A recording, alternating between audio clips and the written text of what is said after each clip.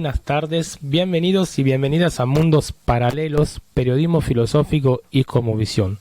Hoy estamos en un programa muy importante también, porque vamos mirando lo que está pasando en un país como Guatemala. Arturo, ¿cómo estás?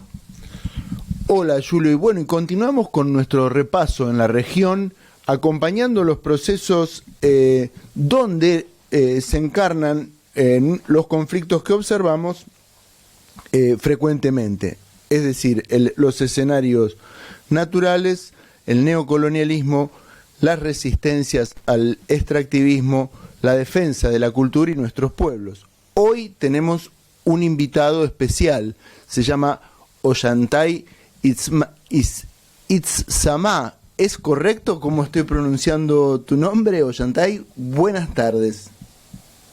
Hola, ¿qué tal Arturo y compañía? Yo soy Ollantay Itzamná, sí, correcto.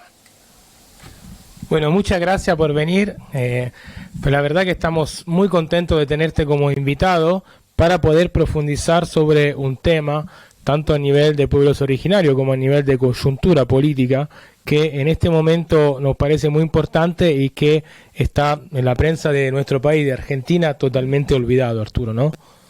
Es así, Guatemala es uno de los ejemplos clásicos de la persecución al nativo. No quiero ahondar en detalles históricos que hacen a la ocupación de uno de nuestros territorios más sagrados, entendiendo que allí, en Guatemala, en Yucatán, habitaban pueblos mayas que representan una gran civilización, ya no una cultura, ya no un episodio así urbano, sino una civilización masiva con grandes estructuras cuando el planeta no conocía ciudades de más de 100.000 habitantes.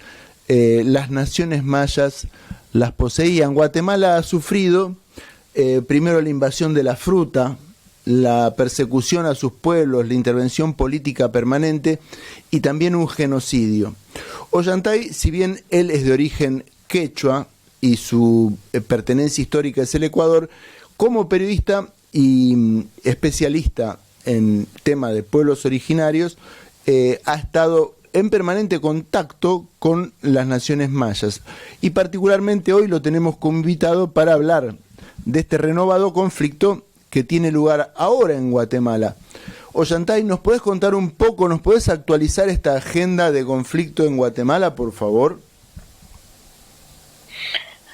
Por supuesto que sí, Arturo. En este preciso momento en que estamos realizando la entrevista, en el país los pueblos, sectores de los pueblos originarios se encuentran movilizados específicamente en Guatemala ciudad y hacia Guatemala ciudad de diferentes territorios, exigiendo lo que se denomina el respeto a la democracia, puesto que según los que están dirigiendo, digamos, esta coyuntura de país, tanto desde adentro como desde afuera, se presume de que estarían bandos desobedientes al poder norteamericano, es decir, a Washington, intentando impedir que Bernardo Arévalo del partido Semilla, que es, diríamos, del grupo de los obedientes a Washington, asuma el poder el próximo 14 de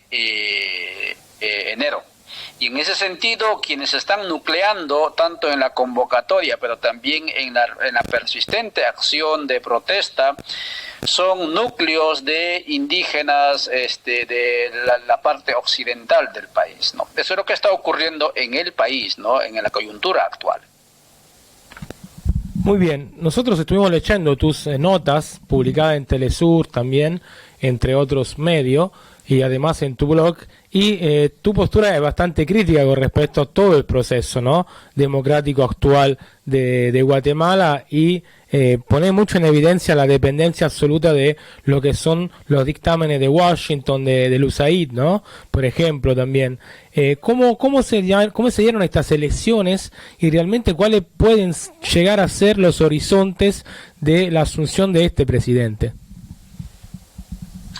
asumiendo o retomando lo que tú dices, bastante crítico. Lo que ocurre, Arturo y compañía, es que en este preciso momento también, pero escuche bien, en este preciso momento, cuando son las 18 horas con 18 minutos aquí en Guatemala, el presidente electo, Bernardo Arévalo, se está reuniendo a puerta cerrada con el empresariado, es decir, lo que es el sector patronal, y los dirigentes de los 48 cantones sin acceso a la prensa. Escuche bien, a puerta cerrada. Eso absolutamente descalifica todo ese relato que se decía que esta protesta era lo más horizontal, lo más democrático, y no es la primera reunión que se está haciéndose de esta naturaleza. Es la sexta reunión que hace Arévalo con el sector empresarial, y obviamente no lo está haciendo porque él lo quiere, sino porque Washington lo manda, porque al fin y al cabo, ¿a quién no le conviene que la oligarquía de Guatemala esté en una trifulca o en una disputa interna, tanto entre los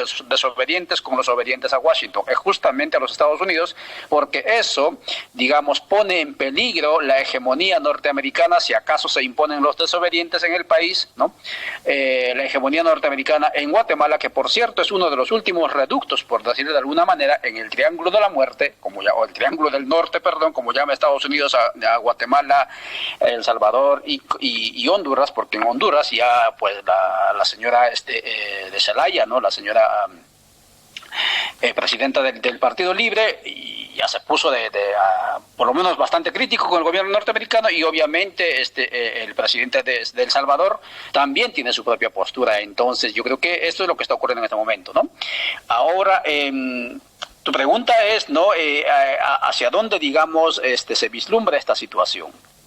Yo sospecho que Arévalo va a asumir el 14 de enero la presidencia, pero va a tener la misma suerte que Pedro Castillo, ¿no? A no ser que se pliegue lo más que pueda digamos, al poder norteamericano, y en ese sentido quizás le vaya mejor que a Pedro Castillo en el Perú. Pero lo dudo mucho, porque ustedes saben mejor que yo, ¿no? Porque me imagino que tienen más trayectoria en periodismo, ¿no es cierto? Revisando estas cuestiones, en relaciones internacionales, especialmente tratándose de intereses imperiales, no existen amistades, existen intereses, ¿no? Y entonces, así como Estados Unidos fue capaz de crear, digamos, para su seguridad, ¿no?, a un Estado de Israel, y luego lo va a sacrificar en cualquier momento al Estado de Israel cuando ya no le sirva, ¿sí? Así también va a ser, digamos, con el gobierno de Arévalo, por más que este partido, ¿no?, y tanto Arévalo, ¿no?, existan como organización política y como propuesta política bajo las paraguas, digamos, o por no decir prohijados por el poder norteamericano, ¿no? Ollantay, yo tengo idea de hacerte alguna pregunta que nos oriente aquí paralelamente a la situación de los golpes blandos que hay en toda la región.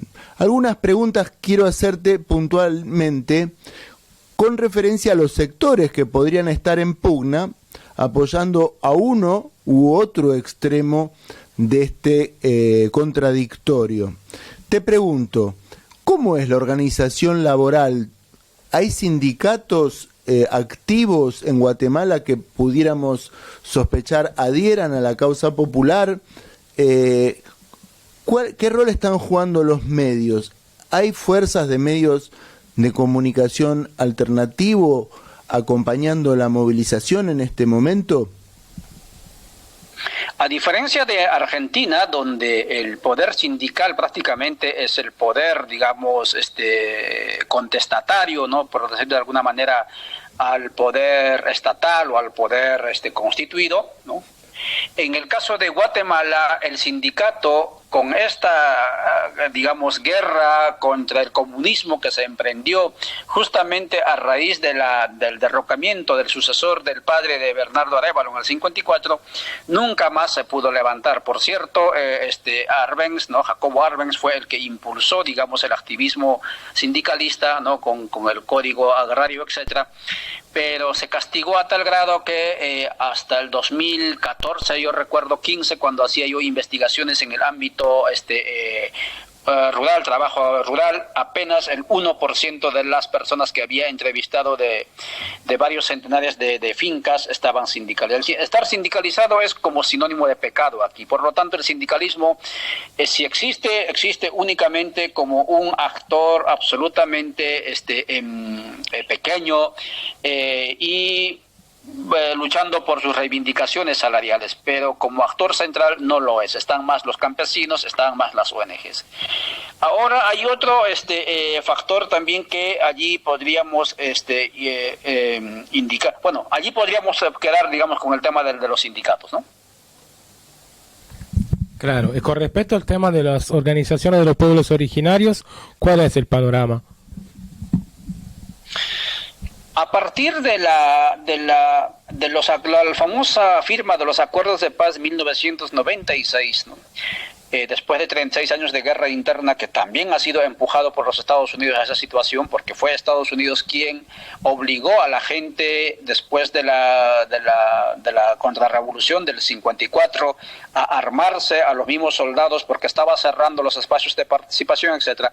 A partir de 1996, todas las organizaciones indígenas especialmente y campesinas que habían surgido como movimientos que impulsaron incluso la firma de los acuerdos de paz en alguna medida, a partir del 96, con la firma de los acuerdos de paz, se convirtieron prácticamente en ejecutores de proyectos, es decir, en ONGs. Abandonaron los territorios, las comunidades, los departamentos y se fueron a la ciudad capital para agenciarse los fondos que la cooperación europea, sobre todo, había prometido y trajo, ¿no?, como consecuencia de los acuerdos de paz. Y en ese sentido, la despolitización de las organizaciones indígenas y campesinas fue brutal, que cuando uno mira, ¿no?, la cantidad de ONGs que existen en el país, yo creo que deben estar en la misma proporción que las iglesias evangélicas.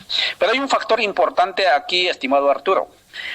Una vez que esta cooperación internacional se cierra con la crisis del ladrillo en el 2008 en adelante, la cooperación europea se aleja y se queda la cooperación de la USAID. Al grado que la USAID ahora ya no solo coopera, es decir, da dinero, obviamente en menos cantidad, ¿no?, proporcionalmente hablando en comparación a la cooperación europea, a las ONGs o a lo que llaman la sociedad civil, sino también a las mismas instituciones públicas. O sea, Centroamérica prácticamente en eso también es diferente a lo que es Sudamérica o América del Sur o América del Sur. Yo veía hasta los carros del Estado, en el caso de Honduras, ¿no?, estaban logotipados con la USAID, ¿no?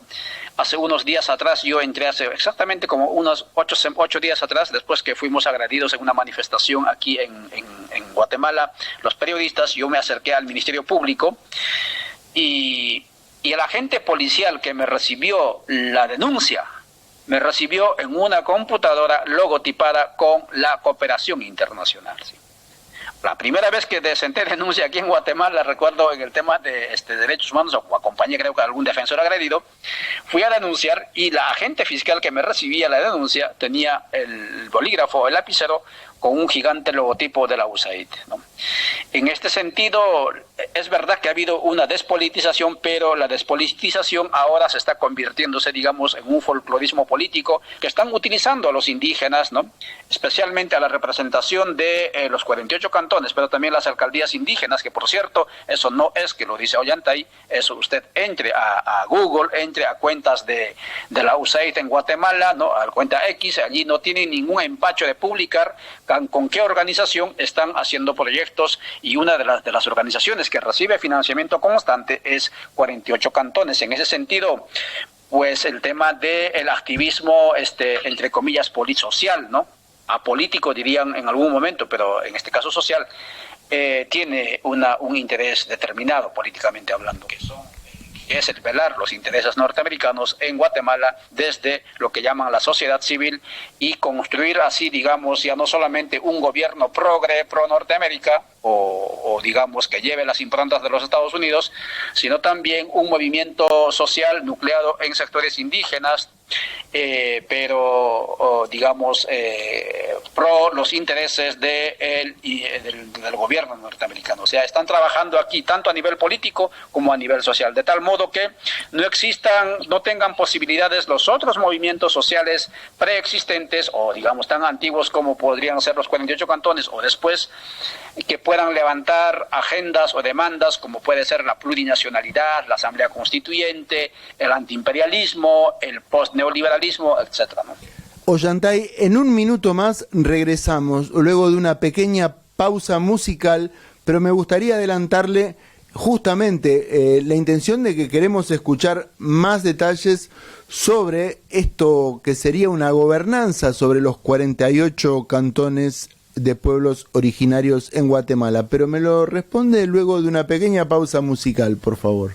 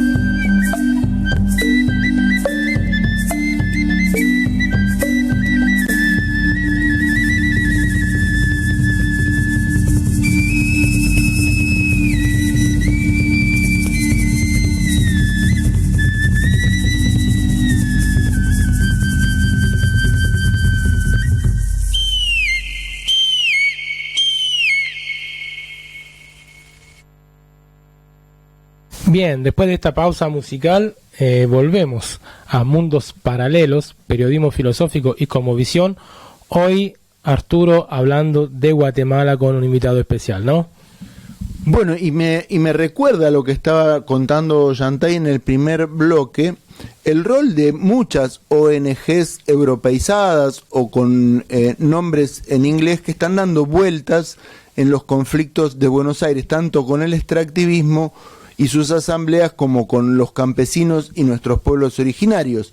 Por eso es interesante escuchar esta etapa como terminal de ese modelo de gobernanza extranjera en la voz de uno de sus especialistas más representativos en el caso de Guatemala.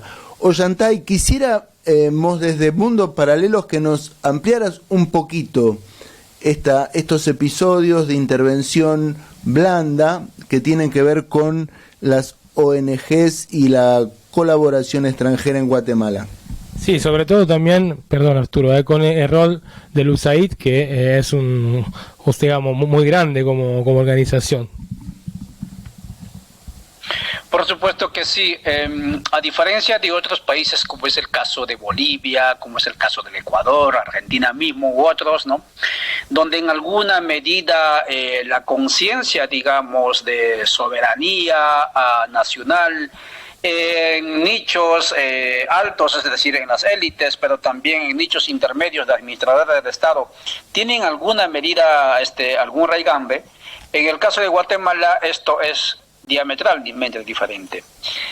Aquí colegas míos, incluso digamos con niveles de doctorado, no tienen ningún empacho de decirte yo trabajo con la USAID y qué, ¿no?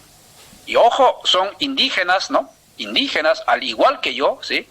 Que, bueno, yo sigo siendo campesino, pero en el caso de ellos, digamos, en alguna medida han ascendido, pero su ascenso, digamos, económico sigue siendo lo mismo, porque su familia sigue en la misma o peor situación de lo que estuvieron hace décadas atrás. Y en ese sentido, la presencia de la USAID en Guatemala, incluso diría yo, hasta da algún grado de identidad, ¿no?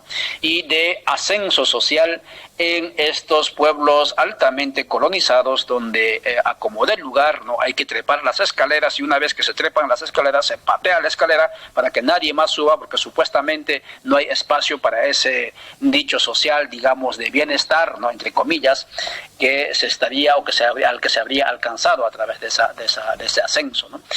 Y en ese sentido, las agencias de cooperación, ¿no? Letales como la USAID, ¿no?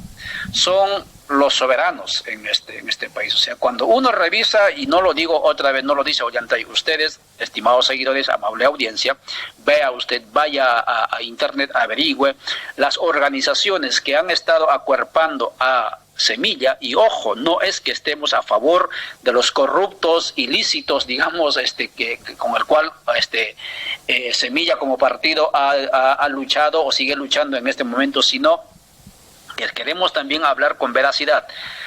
Las organizaciones sociales u ONGs que han estado y están acuerpando a Semilla, todas no tienen ningún empacho de publicar sus actividades con el logotipo de la USAID.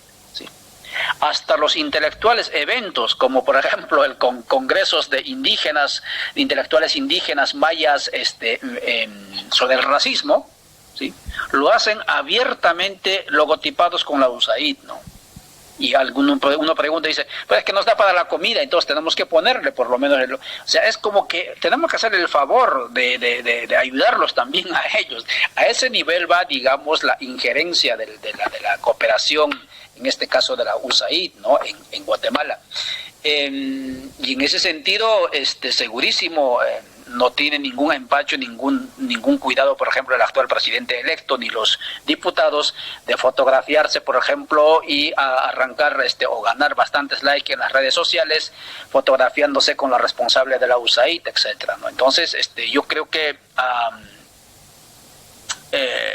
la presencia de la cooperación y específicamente de la USAID es determinante ahora y para lo que vendrá después, ¿no?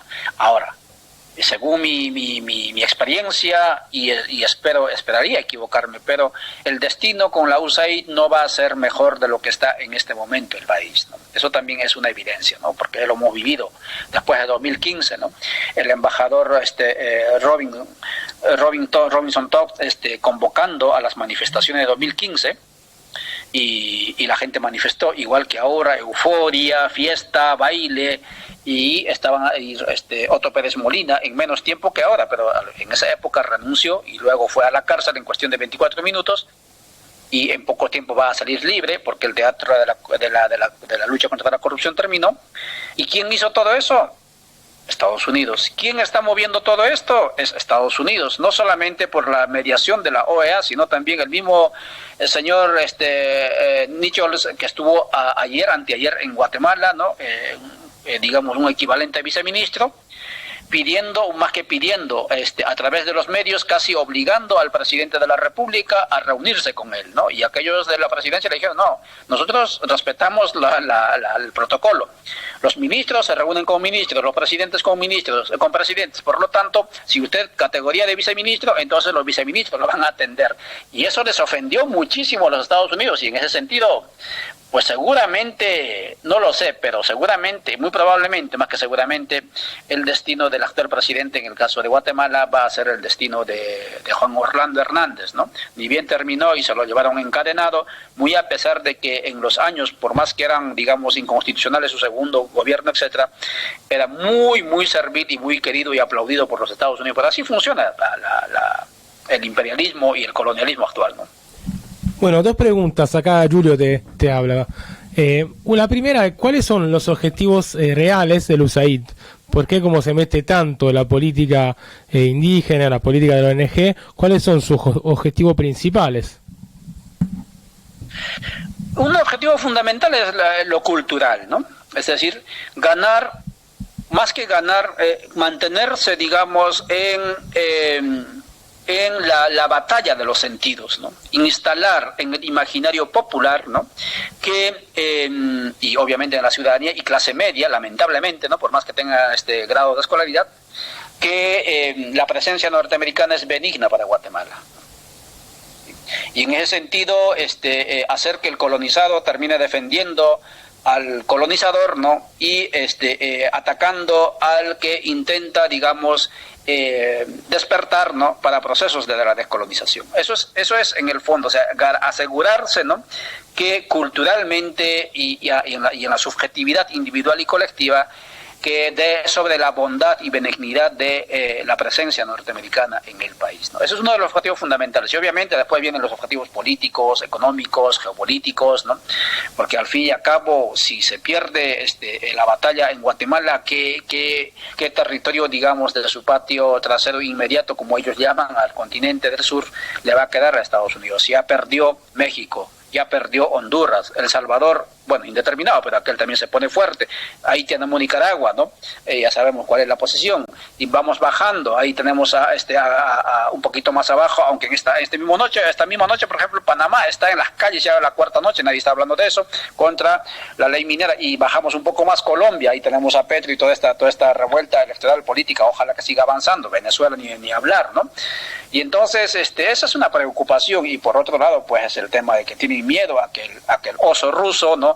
O que el dragón chino siga avanzando, y en el fondo también es geopolítico, ¿no?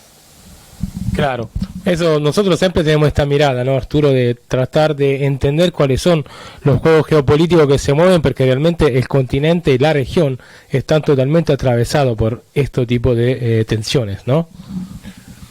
Parece repetir calcadamente, como si hubiera un papel carbónico, el escenario que caracteriza el conflicto de la región.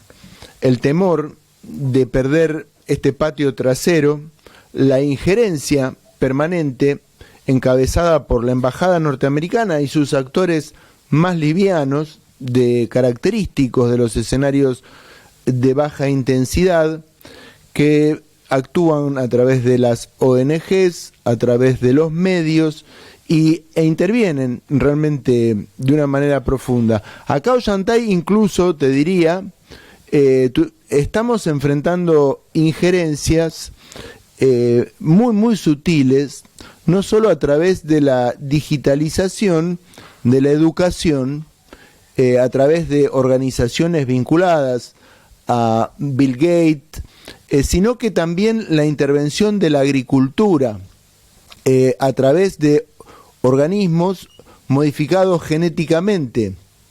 Digamos que la invasión cultural abarca escenarios que incluso son tan sutiles que la gente no está adaptada a construir, digamos, una ruta de escape. Como por ejemplo ocurre con la telefonía o con las redes sociales, que tienen la capacidad de interpretar la voluntad de la sociedad y, por supuesto, intervenirla. Yo te quería preguntar, y quisiera, Julio, ¿qué te parece?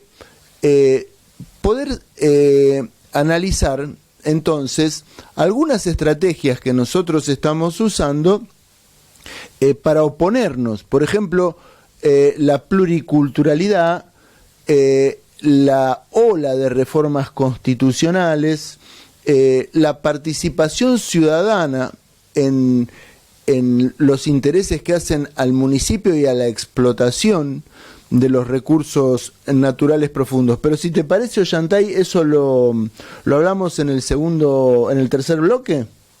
Y tenemos unos minutos todavía. Yo lo empezaría un poco a introducir el tema, Arturo, si le parece. Porque yo creo que todo ese proceso que vos llamás, que estás describiendo, se llama postsoberanía, ¿no? O sea, repensar la soberanía como fue como dibujada en el siglo XVIII, XIX, inclusive XX, y empezar a ver que realmente sí tenemos un escenario en el cual las transnacionales, los fondos de inversiones tienen más presupuesto de los mismos países y más poderío, inclusive militar, ¿no?, de ellos.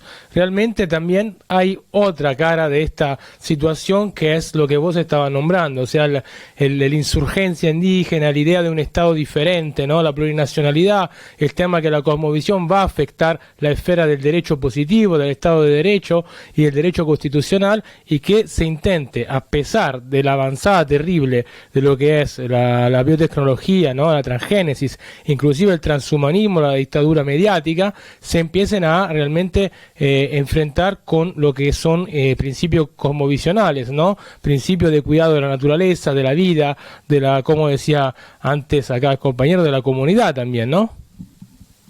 Estamos frente a esto que definíamos recién como un calco de situación, pero continuemos con esto en el siguiente bloque. Vamos entonces, Ollantay, una pequeña pausita musical, si te parece.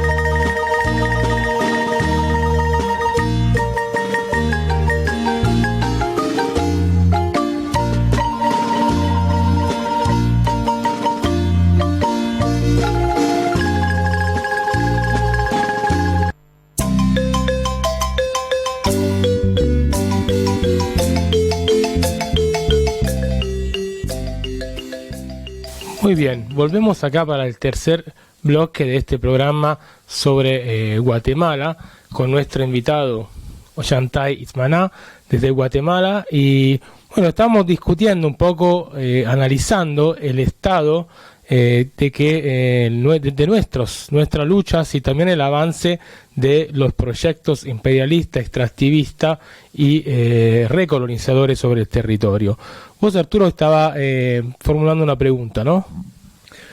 Sí, un poco caracterizando o acompañando la caracterización de este neocolonialismo, de esta possoberanía de la que veníamos hablando. Pero me gustaría escuchar, Ollantay, su opinión acerca de cuáles, a su criterio, son las herramientas más idóneas que hemos podido construir para oponernos en la región y compartirlas como conocimiento, como experiencia. No sé, Ollantay, ¿qué pensás de ello?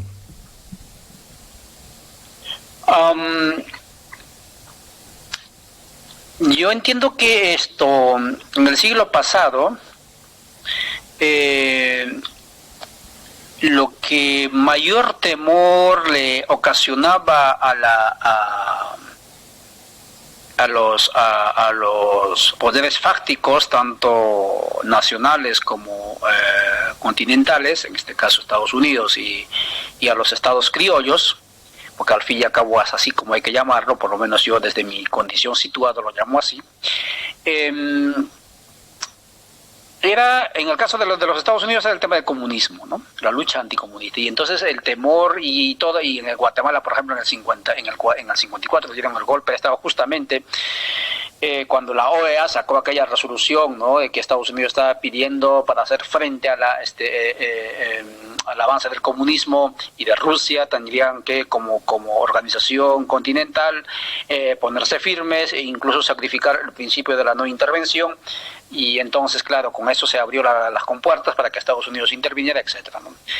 En este tiempo, el enemigo que ven ellos a la vista es la propuesta de la plurinacionalidad y la emergencia de actores sociopolíticos que por mucho tiempo habían existido de manera permitida como actores culturales. Me refiero, por ejemplo, a los pueblos indígenas. Tanto para los poderes fácticos coloniales internos, como son las élites que administran los estados que ellos mismos han pergeñado, como también los Estados Unidos, les interesa y les conviene que los indígenas, en estos tiempos altamente folclorizados por la industria del turismo, existan como reproductores culturales. Pero cuando estos actores se convierten o intentan transitar de lo social a lo sociopolítico, incluso con organizaciones políticas propias, etcétera, no solamente los excluyen o los estigmatizan, sino también los golpean. El caso Bolivia es una constatación más que evidente. Y Guatemala también es otro caso, podemos hablar de eso. Y en ese sentido, yo creo que la propuesta de la plurinacionalidad, la propuesta de la autodeterminación de los pueblos o la reconfiguración de la geopolítica interna de los estados y también a nivel regional incluso, les genera mucho temor a las élites que han decidido y deciden en estas repúblicas bicentenarias. Por ejemplo, pensemos en el caso de Bolivia. Una de las cosas que le preocupa a la élite de Lima, por ejemplo, y por eso es que han atacado tanto al territorio aymara, es que los aymaras de Bolivia y Perú se terminen uniendo. Lo mismo que podría ocurrir con los pueblos quechuas que han sido partidos como queso, ¿no?, en 4 o 5 países diferentes. O lo que podría ocurrir en el caso de Guatemala, ¿no?, pueblo maya que ha sido partido como queso, ¿no es cierto?, con las repúblicas oligárquicas o criollas en 4 repúblicas diferentes. Entonces, esas cuestiones son los temores mayores que tienen las élites, ¿no?, tanto externas como internas, ¿no? Y en ese sentido, la apuesta tiene que seguir por ese lado. Y por eso aquí en Guatemala, por más que estas movidas en este momento coyunturales que han intentado silenciarlo por completo, la propuesta de la Asamblea Constituyente Popular Plurinacional, como se plantea para la creación de un nuevo Estado con autonomías territoriales, con un horizonte más allá de la modernidad, etcétera, se va a continuar vigente no por el capricho de los pueblos, sino porque la propuesta que están planteando los que están manejando el teatro actual, teatro coyuntural actual, no va más que renuncien estos para que pongamos a aquellos. Pero ¿quiénes van a poner? Van a poner los mismos patrones de siempre, sin la participación de la gente indígena que en este momento está durmiendo en las calles, haciendo, digamos, huelga o manifestación para que se recupere la democracia. Y entonces, ¿qué es lo que se plantea? Bueno, más que se plantea, se evidencia. El problema no es el funcionario público, el problema no son las instituciones, el problema es el sistema estatal, que es altamente y constitutivamente racista, ¿no? Y en ese sentido, la propuesta, como digo, no porque sea capricho, sino porque es una constatación y corresponde a la realidad, es reorganizarnos políticamente, económicamente, social, culturalmente, entre todas y todos y en nuestra diversidad, ¿no? Ollantay, te interrumpo brevemente porque vienen a mi mente, en la medida que vos vas describiendo esta geografía de la resistencia, tanto los episodios de Chiapas, digamos el zapatismo, como la actual situación en Belice, que tiene un frente de tormenta ahí con un enemigo común que es Inglaterra. Viste, nosotros te estamos preguntando desde Buenos Aires, así que un poquito te queríamos preguntar sobre Belice. Sí, perdón, no entendí la pregunta. No, simplemente plegándome a tu análisis geográfico de la nación maya, preguntarte sobre estos dos factores de reciente influencia. Bueno, no tan reciente el zapatismo y también por la situación de Belice, la Honduras británica, que también había recreado recientemente un conflicto que mereció movilización militar.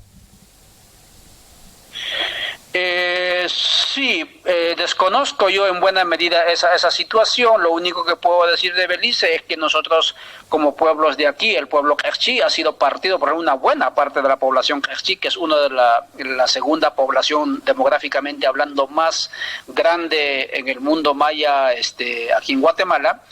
Está partido con el lado de Belice, ¿no? Y en ese sentido,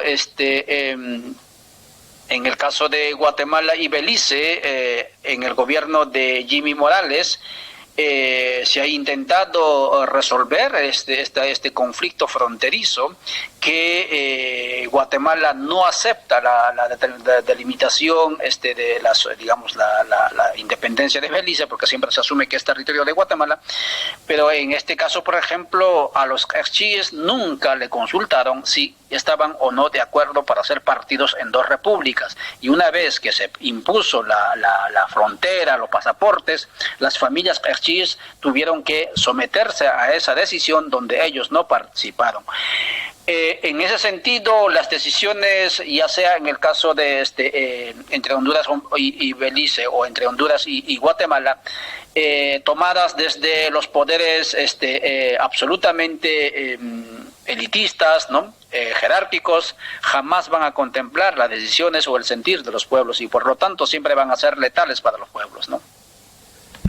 Yo, Ollantay, estaba escuchando tu reflexión y a mí también se me vino a la mente una imagen muy clara, que es la lucha que tenemos acá en la Argentina del tercer malón de la paz y la reforma constitucional de Jujuy. No sé si sabes algo del tema, pero realmente es exactamente lo opuesto, contrario de todo el panorama que estuviste describiendo, básicamente. Una reforma constitucional de la provincia de Jujuy, en el extremo norte de Argentina, donde los pueblos originarios están pensados como para desplazarlos totalmente y despojarlo de lo que son, bueno, para ellos importantes recursos como el litio, y además donde se implementa totalmente la Agenda 2030 de la ONU, o sea, con instancias de transhumanismo y, bueno, otras amenidades por el estilo. Pero realmente acá tenemos en la Argentina un ejemplo de contrainsurgencia constitucional, que a la vez también es anticonstitucional respecto a la Argentina misma,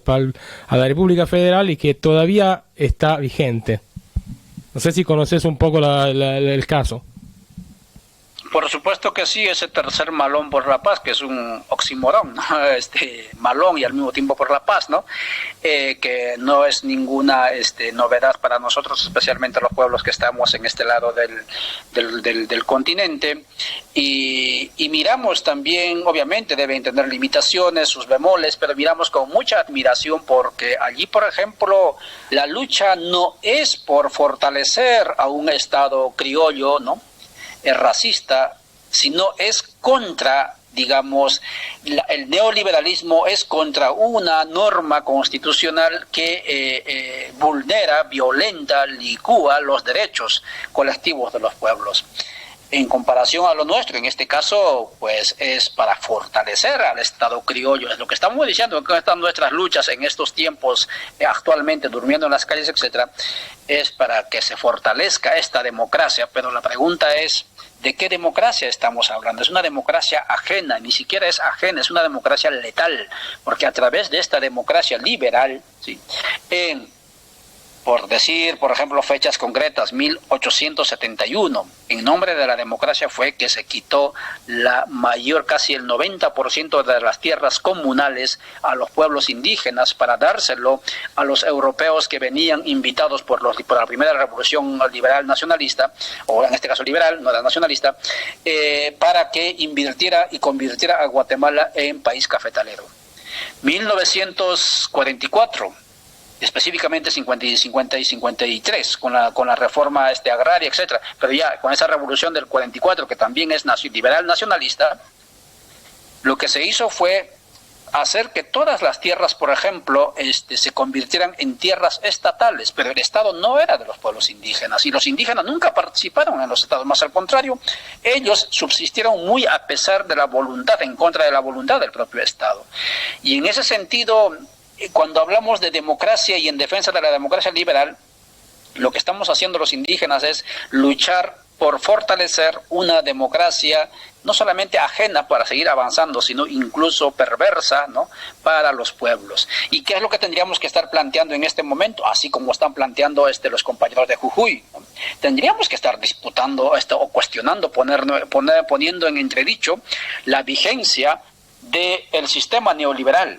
Pero en este momento nadie está hablando de los que están manifestando en las calles, ni con una sola pancarta de su posicionamiento contra el sistema neoliberal. En este momento, por ejemplo, la petrolera Perenco debe alrededor de $5,000 millones en regalías e impuestos, y no lo decimos nosotros, lo dice el Congreso de la República, que está controlado por los mismos oligarcas.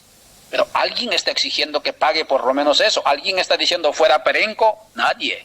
¿Por qué? Porque todos estamos defendiendo la democracia patronal. ¿Por qué? Porque la coyuntura y los que están manejando este circo nos dice que tenemos que defender esto, porque fortaleciendo la democracia supuestamente que se fortaleció en todo este tiempo, y de manera perversa para los pueblos, es que vamos a avanzar en nuestro bienestar. Eso es una contradicción loca, pero en esa situación estamos, y desde aquí nosotros aplaudimos de lo poco que conocemos, ¿no?, del tercer malón por la paz, que están perseverantes y perseverando, y creo yo también haciendo una pedagogía de lucha en las calles, allí en ese Buenos Aires, que en algún momento habíamos creído que todo estaba resuelto ya para la vida y el bienestar, pero al parecer no estaba así, y entonces ahora ojalá que también vaya contagiando la lucha por allí, ¿no? Ollantay, es así, nosotros mucha pedagogía de lucha, pero poca efectividad.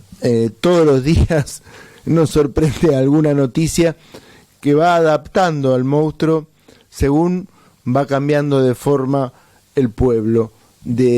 Por eso, bueno, venía el motivo de nuestra entrevista de hoy, el análisis que te agradecemos profundamente, porque realmente no solo nos está clarificando la situación de Guatemala y la región, sino también lo que sospechamos van a ser proyecciones también sobre nuestro medio en esto que es un estado de agresión permanente, una possoberanía, como bien dice Julio. Sí, la verdad que yo también estoy muy agradecido por tu participación y esperamos poderte tener pronto de nuevo, porque la verdad que este programa es, Arturo, me parece realmente de muy alto nivel y de muy profundo análisis. Así que muy agradecidos por tu participación y bueno, esperemos que nos pueda dar tu disponibilidad para de nuevo pronto llamarte. Por supuesto que sí, Arturo y Julio, estamos siempre en contacto y pues aquí estamos para conversar. Bueno, muchísimas gracias. Este era Mundos Paralelos, Periodismo Filosófico y Cosmovisión.